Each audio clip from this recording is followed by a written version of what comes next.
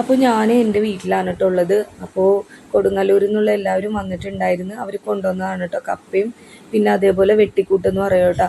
അപ്പോൾ അത് നിങ്ങൾക്കൊന്ന് ഷെയർ ചെയ്യാമല്ലോ എന്ന് വിചാരിച്ചിട്ടാണ് കേട്ടോ ഞാനിപ്പോൾ ഈ വീഡിയോ എടുത്തത്. അപ്പോൾ അവിടെ നിന്ന് തന്നെ ഇത് കഴുകി വൃത്തിയാക്കി വേവിച്ച് കൊണ്ടുവന്നതാണ് കേട്ടോ.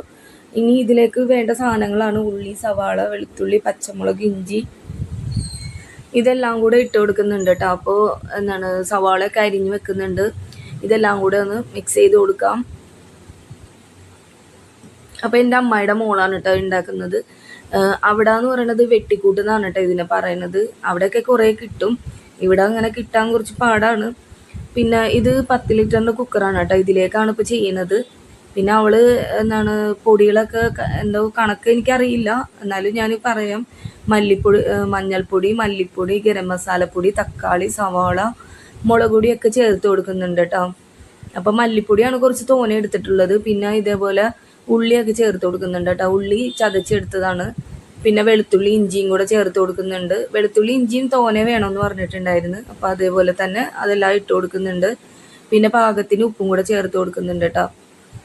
അപ്പം ഞാനിത് കഴിച്ചിട്ടൊന്നുമില്ല, ആദ്യമായിട്ട് കഴിക്കണതാണ് കേട്ടോ. പിന്നെ പച്ചമുളക്, നല്ല എരിവുള്ള മുളക് തന്നെയാണ് കേട്ടോ ചേർത്ത് കൊടുക്കുന്നത്. അപ്പോൾ അതും കൂടെ ചേർത്ത് കൊടുത്തിട്ട് നല്ലതുപോലെ ഒന്ന് മിക്സ് ചെയ്ത് കൊടുക്കാം. അപ്പം നമ്മൾ മിക്സിയുടെ ജാറിലേക്ക് അടിച്ചതാണല്ലോ, അപ്പോൾ അതിലേക്ക് കുറച്ച് വെള്ളം കൂടെ ചേർത്തിട്ട് അതിലേക്ക് ഒഴിച്ചു കൊടുക്കാം. അപ്പോൾ ഇതേപോലെ നല്ലതുപോലെ ഇങ്ങനെ ഒരു തവി വെച്ചിട്ട് ഇളക്കി കൊടുക്കാം കേട്ടോ.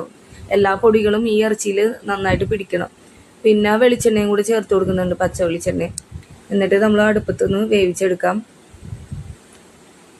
അപ്പോൾ വേവിച്ച് മാറ്റി വെച്ചിട്ടുണ്ടായിരുന്ന ഇറച്ചിക്കൂട്ടിലേക്ക് നമ്മൾ മല്ലിയില ചേർത്ത് കൊടുക്കുന്നുണ്ട് കേട്ടോ. അപ്പോൾ അത് നല്ലതുപോലെ നെയ്യൊക്കെ തെളിഞ്ഞ് കിടക്കുന്നുണ്ട് കേട്ടോ. ഇറച്ചിയിൽ നല്ലതുപോലെ നെയ്യ് ഉണ്ടായിരുന്നു.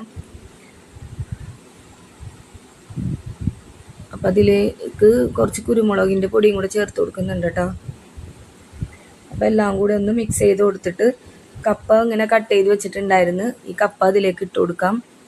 വലിയ കുക്കറായതുകൊണ്ടിട്ട് കുഴപ്പമൊന്നുമില്ലല്ലോ, നമുക്കെല്ലാം കൂടെ മിക്സ് ചെയ്ത് കൊടുക്കാം. അപ്പോൾ കുക്കർ ഇപ്പോൾ താഴെ വെച്ചിട്ടാണ് ചെയ്യുന്നത്. ഗ്യാസിൻ്റെ മുകളിൽ വെച്ചിട്ട് നമുക്ക് ചെയ്യാൻ പറ്റുന്നുണ്ടായിരുന്നില്ല. അപ്പോൾ അതുകൊണ്ട് താഴെ വെച്ചിട്ട് എല്ലാം കൂടെ മിക്സ് ചെയ്ത് കൊടുക്കുന്നുണ്ട് കേട്ടോ.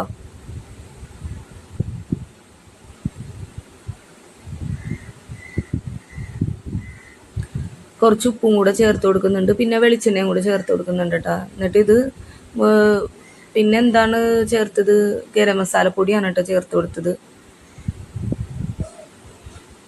മഞ്ഞൾപ്പൊടിയും കൂടെ ചേർത്ത് കൊടുക്കുന്നുണ്ട്.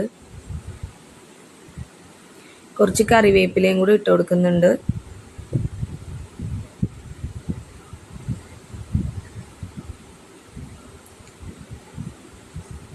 അപ്പോൾ ഇത് നമ്മൾ ചെയ്യണത് രാത്രിയാണ് കേട്ടോ.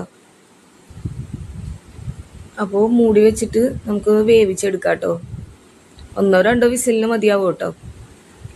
അപ്പോൾ അതിൻ്റെ വേവണ ടൈം കൊണ്ട് തന്നെ ഞങ്ങളൊരു ഗെയിം ഉണ്ടായിരുന്നു, അപ്പോൾ അതൊക്കെ നിന്ന് കളിക്കണമായിരുന്നു കേട്ടോ. ഇത് നമ്മൾ ഇവിടെയൊക്കെ ഇങ്ങനെ ഇവർ വരുമ്പോൾ ഇടയ്ക്ക് ഇങ്ങനെ കളിക്കാറൊക്കെ ഉണ്ട്. അപ്പോൾ അതിൻ്റെ ടൈമിൽ തന്നെ നമ്മളിത് കപ്പയൊക്കെ റെഡി ആയിട്ടുണ്ട്. അപ്പോൾ ഇങ്ങനെ കപ്പയും ഇതൊക്കെ ഉടച്ചു കൊടുക്കണേണ് കേട്ടോ.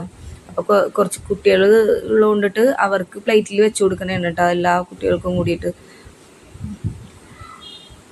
അപ്പോൾ കുട്ടികളൊക്കെ പോയി കഴിക്കുന്നുണ്ട് കേട്ടോ.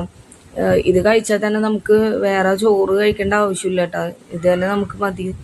അപ്പോൾ എല്ലാവരും കഴിച്ചുകൊണ്ടിരിക്കുന്നുണ്ട്. പിന്നെ അത് കഴിഞ്ഞിട്ട് പിന്നെ രാവിലെ ആയിട്ടാണ്, ഞങ്ങൾ രാത്രിത്തെ വിശേഷങ്ങളൊന്നും എടുത്തുന്നില്ല. പിന്നെ രാവിലെ ആയപ്പോൾ ചായ വെച്ചിട്ടുണ്ടായിരുന്നു, പാൽ ചായയാണ് കേട്ടോ. അപ്പോൾ കട്ടൻ കുടിക്കണവർക്ക് കട്ടൻ ചായ, പാൽ ചായ കുടിക്കണവർക്ക് പാൽ ചായയും കൂടി ആണ് കേട്ടോ. അപ്പോൾ രാവിലത്തെ നമ്മൾ ഉച്ചയ്ക്ക് ബിരിയാണിയാണ് കേട്ടോ ഉണ്ടാക്കുന്നത്. അപ്പോൾ രാവിലെ തന്നെ നമ്മൾ ചായ കുടി കഴിഞ്ഞിട്ട് തന്നെ നമ്മൾ ഉണ്ടാക്കാനായിട്ട് പോകണേണ് കേട്ടോ. അപ്പോൾ അമ്മായിയാണ് കേട്ടോ ഉണ്ടാക്കുന്നത് ബിരിയാണി. അപ്പോൾ പുള്ളിക്കാരത്തിക്ക് നന്നായിട്ട് അറിയാം ബിരിയാണിയൊക്കെ വെക്കാനായിട്ട്. അപ്പോൾ അതിനുള്ള സാധനങ്ങളാണ് എന്തോ 5 കിലോ അരിയും പിന്നെ ഒരു 4 കിലോ ബീഫൊക്കെയാണ് കേട്ടോ വെക്കണത്. അത്യാവശ്യം ആൾക്കാരൊക്കെ ഉണ്ടായിരുന്നു. പിന്നെ അനിയത്തിൻ്റെ അവിടെ നിന്ന് കുറച്ച് പേരൊക്കെ ഉണ്ടായിരുന്നു. അങ്ങനെ അവർക്കുള്ള ഇതൊക്കെയാണ് കേട്ടോ വെക്കണത്. അപ്പോൾ സവാളയും ബീഫും ഇതൊക്കെ കൂടിയിട്ട് നല്ലതുപോലെ അങ്ങോട്ട് മിക്സ് ചെയ്തിട്ട് കുക്കറിലേക്ക് വേവിച്ച് കൊടുക്കുന്നുണ്ട് കേട്ടോ.